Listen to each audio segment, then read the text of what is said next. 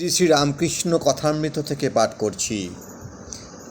ঈশ্বর কর্তা, অথচ কর্মের জন্য জীবের দায়িত্ব, রেসপন্সিবিলিটি। কেশব কীর্তনিয়া। তা তিনি কারণ। দুর্যোধন বলেছিলেন, তয়া ঋষিকেশ হৃদিস্থিতেন যথা নিযুক্ত হস্মি তথা করমি। শ্রীরামকৃষ্ণ সহাস্যে, হ্যাঁ, তিনি সব করাচ্ছেন বটে, তিনিই কর্তা, মানুষ যন্ত্রের স্বরূপ। আবার এও ঠিক যে কর্মফল আছেই আছে। লঙ্কা মরিচ খেলেই পেট জ্বালা করবে, তিনিই বলে দিয়েছেন যে খেলে পেট জ্বালা করবে, পাপ করলেই তার ফলটি পেতে হবে।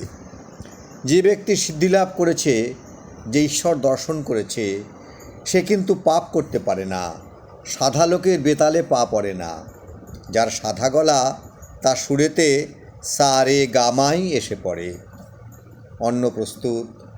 ঠাকুর ভক্তদের সঙ্গে ভিতর বাড়িতে গেলেন ও আসন গ্রহণ করিলেন। ব্রাহ্মণের বাড়ি ব্যঞ্জনাদি অনেক রকম হইয়াছিল, আর নানাবিধ উপাধেয় মিশ্রণাদি আয়োজন হইয়াছিল। বেলা 3টে বাজিয়াছে। আহারান্তে শ্রীরামকৃষ্ণ ঈশানের বৈঠকখানায় আসিয়া বসিয়াছেন। কাছে শ্রী স ও মাস্টার বসিয়া আছেন। ঠাকুর শ্রী শয়ের সঙ্গে আবার কথা কইতেছেন। শ্রীরামকৃষ্ণ, তোমার কি ভাব, সোহম না সেব্য সেবক? গৃহস্থের জ্ঞানযোগ না ভক্তিযোগ?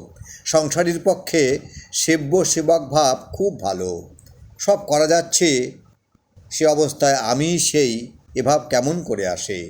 যে বলে আমি সেই, তার পক্ষে জগৎ স্বপ্নবৎ, তার নিজের দেহ মনও স্বপ্নবৎ, তার আমিটা পর্যন্ত স্বপ্নবৎ। কাজেই সংসারের কাজ সে করতে পারে না। তাই সেবক ভাব, দাসভাব খুব ভালো। হনুমানের দাসভাব ছিল।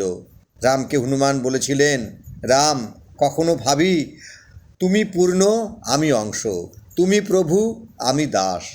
আর যখন তত্ত্বজ্ঞান হয়, তখন দেখি তুমি আমি, আমি তুমি। তত্ত্বজ্ঞানের সঙ্গে সোহম হতে পারে, কিন্তু সে দূরের কথা। শ্রীশ, আজ্ঞে হ্যাঁ, দাসভাবে মানুষ নিশ্চিন্ত। প্রভুর উপর সকলে নির্ভর করে। কুকুর তাই ভারী প্রভুভক্ত, তাই প্রভুর উপর নির্ভর করে নিশ্চিন্ত।